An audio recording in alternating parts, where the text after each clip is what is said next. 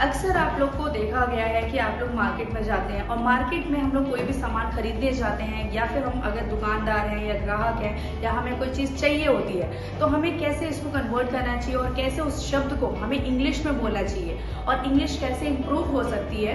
तो आज हम इस वीडियो में वही देखेंगे। So welcome to my channel. So आज हम देखने वाले हैं कुछ मार्केट रिलेटेड वर्ड्स जिसका हिंदी टू इंग्लिश ट्रांसलेट देखेंगे और जिससे हमारी वोकैबुलरी और स्पोकन इंग्लिश बहुत अच्छी हो जाएगी। So let's see that.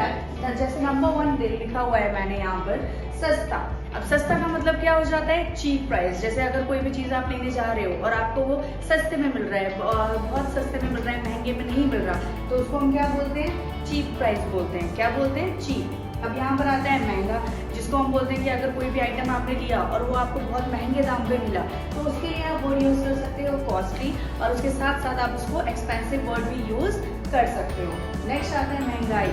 अब महंगाई वर्ड हम लोग अक्सर यूज़ करते हैं कि आज बहुत महंगाई है, या आज के टाइम पर अगर हम टमाटर या वेजिटेबल्स में देखें तो बहुत ज़्यादा सीजन के अकॉर्डिंग महंगी होती जा रही है, तो उसको हम क्या बोलते हैं? डियरनेस वर्ड यूज़ करते हैं महंगाई के लिए।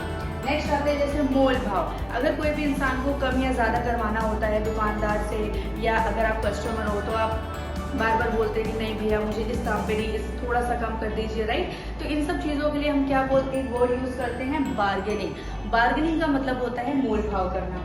नेक्स्ट आता है खरीदारी। अगर आप शॉपिंग के लिए जाते हैं तो उसको हम क्या बोलते हैं? खरीदारी। खरीदना।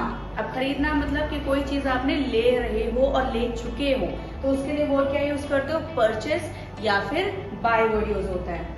खरीदार। अब खरीदार कौन होता है? जो आइटम खरीदने जाता है, लाइक मी। अगर मैं कोई भी चीज़ लेने जा रही हूँ तो मैं खरीदार बनी हूँ, राइट। तो उसको क्या बोलेंगे? बायर या परचेज वर्ड यूज़ करते हैं।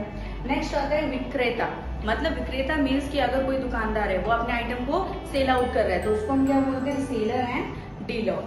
नेक्स्ट आता है नगद। अब नगद का मतलब क्या हो जाता है? पैसे जो आप कोई भी शॉपकीपर को देते हो या वो भी आपको रिटर्न बैक करता है, तो वो कैश। उस कैश को हम क्या बोलते हैं? नगद बोलते हैं। अब यहाँ पर देख लेते हैं कुछ वर्ड। जैसे लिखा हुआ है यहाँ पर उधार। अब यहाँ पर उधार वर्ड जरूर लिखा है, लेकिन इसका मतलब होता है, उधार का मतलब हो जाता है कि बोरो एंड लोन। मतलब मेरे पास अभी फिलहाल के लिए पैसे नहीं है, मैं अभी किसी और से मांग रही हूँ 5-10 रुपये और नेक्स्ट टाइम मैं उसको आकर के दे दूंगी, तो उसको हम बोलते हैं उधार देना या लोन या बोरो वर्ड यूज कर सकते हैं। लाभ। अब लाभ का मतलब अगर आपको किसी चीज़ में फायदा होता है उसको हम क्या बोलते हैं? बेनिफिट और प्रॉफिट। अब ये दोनों वर्ड यूज कर सकते हो। नेक्स्ट हानि। हानि का मतलब हो जाता है कहीं पर नुकसान होना। आपने कोई आइटम खरीदा और आपको उसमें नुकसान हुआ, so that is loss. Next आता है संपत्ति। अगर यहाँ पर क्या लिखा हुआ है? संपत्ति का मतलब क्या हो जाता है? प्रॉपर्टी या फिर एसेट्स। आप ये दोनों वर्ड यूज कर सकते हो।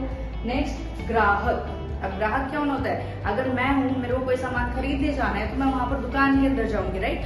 तो मैं क्या होगी? I am a customer. सो इसको वर्ड यूज कर सकते हैं कस्टमर। नेक्स्ट दुकान। अब दुकान का मतलब हो जाता है शॉप, जहां पर आप कोई चीज सामान लेने जाते हैं। वस्तु। अब वस्तु का मतलब थिंग या गुड्स भी आप यूज कर सकते हो। इसके अलावा मूल्य। मूल्य का मतलब कि अगर मैंने कोई टॉप खरीदा, कोई ड्रेस खरीदा, तो उसका प्राइस क्या होगा? That's price. नेक्स्ट आता है निवेश। निवेश का मतलब इन्वेस्टमेंट, या आप किसी भी चीज में कितना इन्वेस्ट कर रहे हो। तो इसका एक पर्टिकुलर वर्ड क्या हो गया? इन्वेस्टमेंट हो गया।